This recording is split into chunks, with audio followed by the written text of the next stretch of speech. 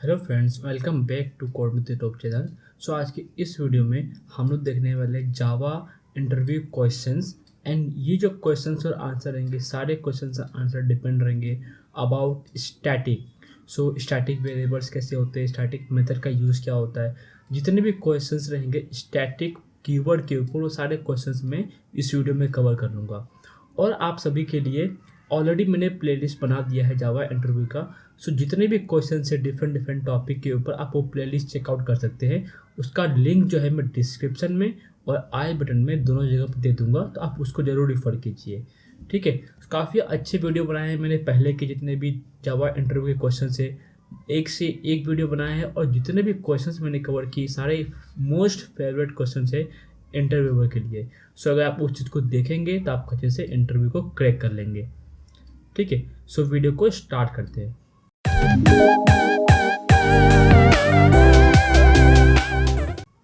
So first question है हमारा, in Java why do we use static variables.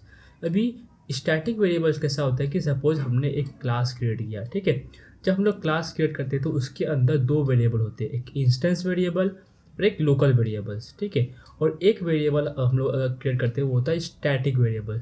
So static variables कैसा होता है कि जो भी हम लोग वेरिएबल क्रिएट करेंगे विथ मार्किंग एज स्टैटिक, सो उसका जो कॉपी है, जितने भी ऑब्जेक्ट रहेंगे हर एक ऑब्जेक्ट को सेम कॉपी मिलते हैं। यानी कि सपोज अगर स्टूडेंट का एज है हमारे पास, ठीक है, स्टूडेंट का एज है, और उस स्टूडेंट के एज के हिसाब से अगर मैं आपको बताऊं, जैसे मेरे पास एक स्टूडेंट का है, ठीक है, ये S1 के पास भी एक एज का वैल्यू है। ठीक है, एज का वैल्यू है, और S2 के पास भी एक एज का वैल्यू है। S2 के पास भी एज है। तो क्या हुआ, एज को मैंने क्या डिक्लेयर किया, स्टैटिक डिक्लेयर किया है। सो जब S1 अपडेट करेगा तो S2 जब उस वैल्यू को लेने जाएगा ना, तो उसको अपडेटेड वैल्यू मिलेगा। मतलब क्या होगा कि कॉमन वैल्यू जो है वो हर एक ऑब्जेक्ट के साथ शेयर होता है। ठीक है, so in Java why do we use static variables, whenever we want to have common property for all object of a class, we use a class level variable, that is static variable. So class level variables को हम लोग क्या बोलते हैं, static variable भी बोलते हैं। ठीक है, this variable is loaded in memory only at the time of class loading, so it save memory since it is not defined per object in Java। यानी कि S1 के अगेंस्ट भी सेम वैल्यू रहेगा, S2 के against भी same value रहेगा, और जब हम लोग क्लास को लोड करते रहेंगे उसी टाइम पे वो स्टैटिक वेरिएबल को लोड कर लेता है। ठीक है, तो उसका आंसर कुछ इस तरीके से हमें देना है। मूव करते हैं नेक्स्ट क्वेश्चन के ऊपर, why it is not a good practice to create a static variable in Java. अगर बहुत सारे स्टैटिक वेरिएबल्स हमारे अगर एप्लीकेशन में हो जाएंगे तो क्या होगा, उस वेरिएबल का एक्सेस जो है वो हर एक को मिल जाएगा। ठीक है, अगर वैल्यू को मॉडिफाई करेंगे तो सेम कॉपी सबके पास चले जाएगा। तो उस चीज़ को अवॉइड करने के लिए हम लोग जितना हो सके उतना स्टैटिक वेरिएबल डिक्लेयर नहीं करेंगे। ठीक है, सो अभी हम लोग इसका जो टेक्स्ट है उसको रीड कर लेते हैं। So static variables are common to all the object of a class. Correct, माने कि स्टैटिक वेरिएबल जो डिक्लेयर करते हैं वो हर एक को सेम मिलता है। So static variables are common to all the object of a class, जितने भी ऑब्जेक्ट्स रहेंगे हर एक को सेम वैल्यू मिलेगा। ठीक है, if a new object is created, there is no need to change the value of static variable. Any code that uses static variable can be in any state, it can within a new object or a class level. So the scope of static variable is open ended in Java class। इसका मतलब यही है कि अगर हम लोग new object भी create करते हैं उसको भी वो वैल्यू का एक्सेस रहेगा, और ऑलरेडी एग्जिस्टिंग है उसको भी वो वैल्यू का एक्सेस रहेगा। और अगर देखा जाए जितने भी स्टैटिक वेरिएबल्स होते हैं ना, उसको एक्सेस करने के लिए हमें ऑब्जेक्ट की जरूरत नहीं पड़ती। By using class name we can access those variables, that means those static variables. If we want tighter control on scope, then variables should be created at the object creation level। यानी कि अगर हम लोग टाइटर, मतलब कि अगर हम चाहते हैं कि हमारा जो ऑब्जेक्ट का जो रेस्ट्रिक्शन है वो उस ऑब्जेक्ट तक ही वैल्यू हो, मतलब जो वेरिएबल का रेस्ट्रिक्शन है, सॉरी, वो उस ऑब्जेक्ट तक ही रेस्ट्रिक्टेड हो, तो हमें कुछ ऐसा करना पड़ेगा कि उसको स्टैटिक मार्क नहीं करेंगे, और जो हम ऑब्जेक्ट क्रिएट करेंगे तो वो ऑब्जेक्ट ही उसको मॉडिफाई करेगा, और उसका अपडेटेड वैल्यू उस ऑब्जेक्ट के पास ही एक्सेस होगा। करेक्ट, अगर दूसरा ऑब्जेक्ट हम लोग क्रिएट करते स्टूडेंट एग्जाम्पल का लेके S1 and S2, so S1 अगर मॉडिफाई करता है एज को तो S2 के पास जो एज रहेगा वो मॉडिफाई नहीं होगा, उसको अवॉइड कर सकते हैं। Also defining static variable is not a good practice because they go against the principles of object oriented programming. This is just for extra knowledge. ठीक है, सो ये बहुत ही इंपॉर्टेंट क्वेश्चन है हमारा, ये इसको स्टार मार्क कर लीजिए और इस क्वेश्चन के आंसर को नोट कर लीजिए अच्छे से। ठीक है, और जितने भी हाईलाइटेड पॉइंट है ना उसको भी आप ध्यान में रख लीजिए, और आप कुछ भी डाउट होता है तो आप मुझे ज़रूर पूछिए कमेंट सेक्शन में। ठीक है, मूव करते हैं नेक्स्ट क्वेश्चन पे। सो इस क्वेश्चन को चालू करने के पहले आपसे रिक्वेस्ट है कि अगर आप चैनल पे न्यू है तो चैनल को ज़रूर सब्सक्राइब कर दीजिए और वीडियो को एक अच्छा सा लाइक दे दीजिए। इससे क्या होगा कि मैं काफ़ी मोटिवेट होऊंगा और भी ऐसे ऐसे कंटेंट बनाने के लिए, और आपको हेल्प करूंगा कि आप अच्छे से अच्छा इंटरव्यू क्रैक करें और आपका ड्रीम जॉब जो है वो आपको लग जाए। सो 34 क्वेश्चन, यानी कि जो हमारा जावा इंटरव्यू का जो क्वेश्चंस का इंटरव्यू सीरीज है उसमें क्वेश्चन नंबर 34 है, that is what is the purpose of static method in Java.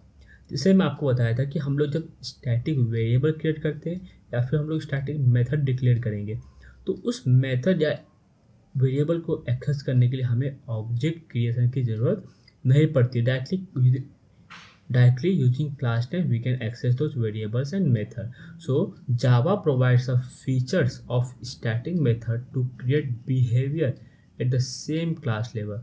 The static method is common to all the objects of a class. We do not need to create any object of a class to call a static method. So it provides convenience of not creating an object for calling it. Correct? जो मैंने आपको बताया था वही सिर्फ इसको English में लिख दिया गया है। Also, a static method can access and modify static member. This also helps in keeping the behavior as well as state at the class level. यानी कि जब हम लोग स्टैटिक मेथड जब हम लोग एक्सेस करते हैं, static method can access and modify static data member, यानी कि हमने एक मेथड डिक्लेयर किया, ठीक है, करके कोई मेथड का नेम सपोज ABC, तो वो ABC स्टैटिक मेथड जो है वो सिर्फ स्टैटिक डेटा मेंबर को एक्सेस कर सकता है, उसको मॉडिफाई कर सकता है और उसका स्टेट जो है जितने भी अदर ऑब्जेक्ट रहेंगे उसको वो जा सकता है। ठीक है, मूव करते हैं question number. So next question is why do we mark main method as static in Java. This is also a most favourite question. ठीक है, ये जो क्वेश्चन है वो बहुत ही अच्छा क्वेश्चन है। Question number 35, why do we mark main method as static in Java. अभी क्या होता है कि जावा का जो स्टैंडर्ड है वो पूछता है कि जब भी हमें कोई क्लास प्रोग्राम रन करना है तो उसके पास मेन मेथड होना बहुत ज़रूरी है। और ठीक है, और मेन मेथड का जो सिग्नेचर है वो पब्लिक स्टैटिक वर्ड में नहीं होना चाहिए, अदरवाइज हमारा क्लास जो है वो एग्जीक्यूट नहीं होगा और आउटपुट हमें नहीं मिलेगा as expected. So the answer is the main method in Java is marked as static, so the JVM can call it to start the program. So JVM कैसा करता है कि जो हम लोग प्रोग्राम को रन करेंगे वो चाहता है कि वहाँ पे जो भी मेन मेथड रहेगा वो एटलीस्ट स्टैटिक होना चाहिए।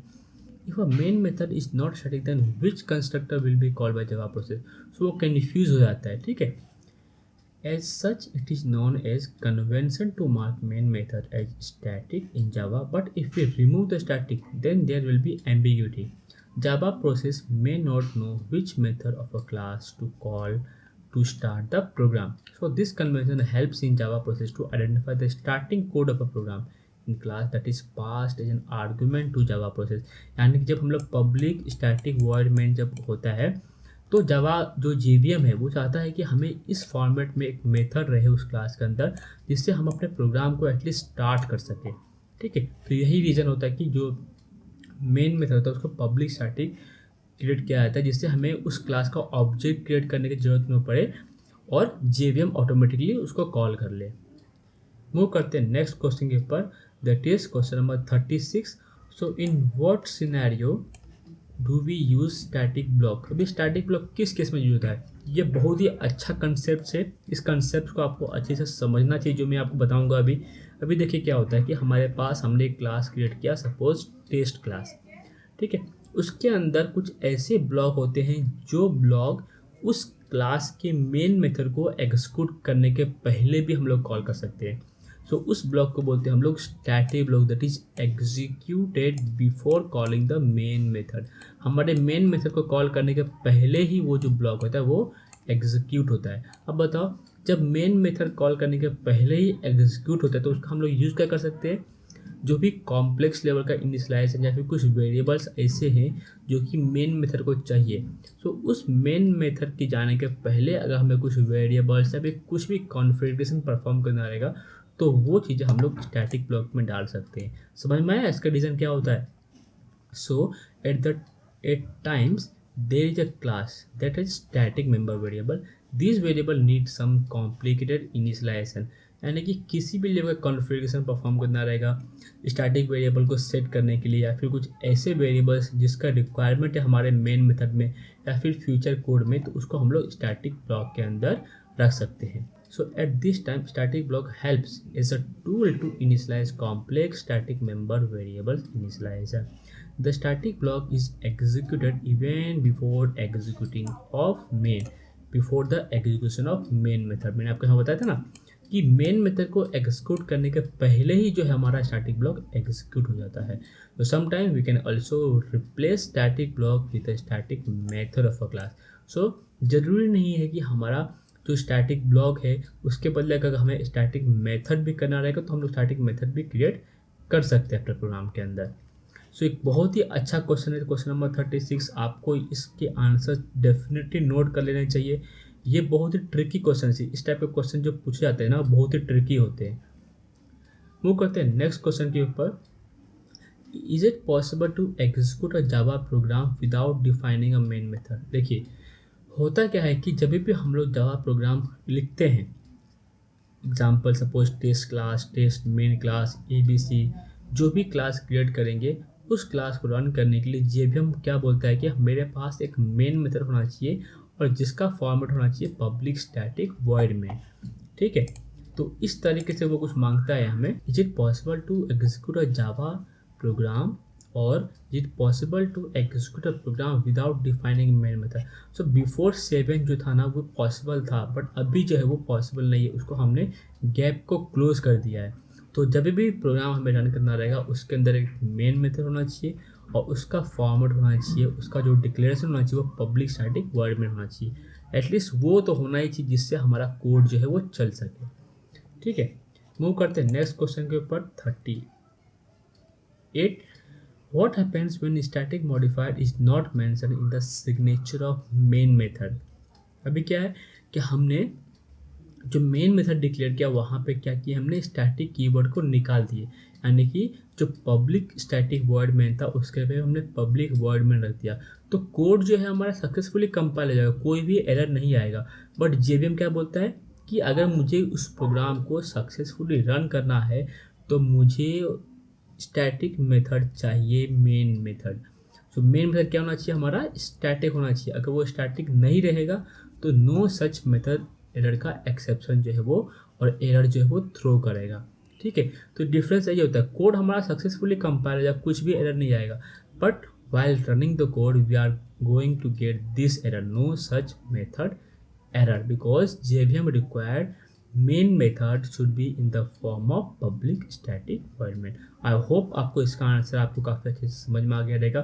This is also very favourite question. ठीक है, देन मूव करते हैं क्वेश्चन नंबर 39 और ये हमारा जो है लास्ट क्वेश्चन रहेगा। ठीक है, स्टैटिक कीवर्ड के ऊपर। So what is the difference between static method and instance method? अभी देखिए स्टैटिक मेथड और स्टैटिक वेरिएबल्स, तो उस चीज़ को एक्सेस करने के लिए हमें ऑब्जेक्ट क्रिएशन की ज़रूरत नहीं पड़ती। बट अगर हम लोग जब इंस्टेंस मेथड यानी कि जो मेथड हम लोग डिक्लेयर करते हैं like public void get details, public void print details, something like that, so उस मेथड को कॉल करने के लिए हमें उस क्लास का ऑब्जेक्ट क्रिएट करना पड़ेगा and using that objects we are going to call this instance method. ठीक है, एंड स्टैटिक मेथड को कॉल करने के लिए हमें जो ऑब्जेक्ट क्रिएशन की ज़रूरत नहीं पड़ती है। तो यही कुछ पॉइंट्स है जो मैंने यहाँ पे लिखे हुए हैं। ठीक है, काफ़ी अच्छे पॉइंट्स, इसको आप ज़रूर नोट कर लीजिए। मैं आपसे रिक्वेस्ट करता हूँ कि जो जितने भी क्वेश्चंस के आंसर मैंने लिखे ना उसको आप नोटबुक में लिख लीजिए और ट्राई कीजिए कि वीडियो को एक बार 2 बार देखने का। ठीक है, इससे क्या होगा, आपके कंसेप्ट इतने स्ट्रांग हो जाएंगे ना कि आप इंटरव्यू में एकदम कॉन्फिडेंस के साथ, और जो स्टैटिक कीवर्ड के ऊपर क्वेश्चन जो होते हैं वो इसी टाइप के क्वेश्चन ही आपको पूछे जाएंगे। और फ्यूचर में जब क्वेश्चन पूछे जाएंगे तो आप वीडियो पर आके ज़रूर कमेंट करेंगे, I hope so. Often, there is a need to define a behavior of a class that is not dependent on member variables of an object. Such behavior is captured in static method. यानी कि हमें उस behavior को object पर depend नहीं रहना पड़ता, ठीक है, और डायरेक्टली हम लोग क्लास के थ्रू कॉल कर सकते हैं। बट जब हम लोग इंस्टेंस मेथड डिक्लेयर करेंगे तो वो क्या होता है, वो ऑब्जेक्ट के ऊपर डिपेंड हो जाता है। If there is a behaviour depend upon the member variable of an object, then we do not mark it static, it remains an instance method. Next difference है, to call a static method we do not need to create an object, correct। Static method या फिर static variable को access करने के लिए हमें object create करने की जरूरत नहीं पड़ती, but to call an instance method we need to create and object first, ठीक है।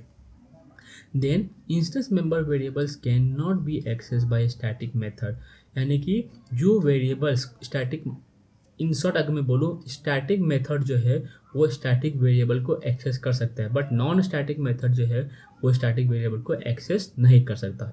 दैट्स इट, इतना ही है। तो बस गाइस आज के लिए इतना ही। अगर आपको वीडियो पसंद आए तो वीडियो को ज़रूर लाइक कर दीजिए और चैनल को प्लीज़ सब्सक्राइब किए बिना मत जाइए।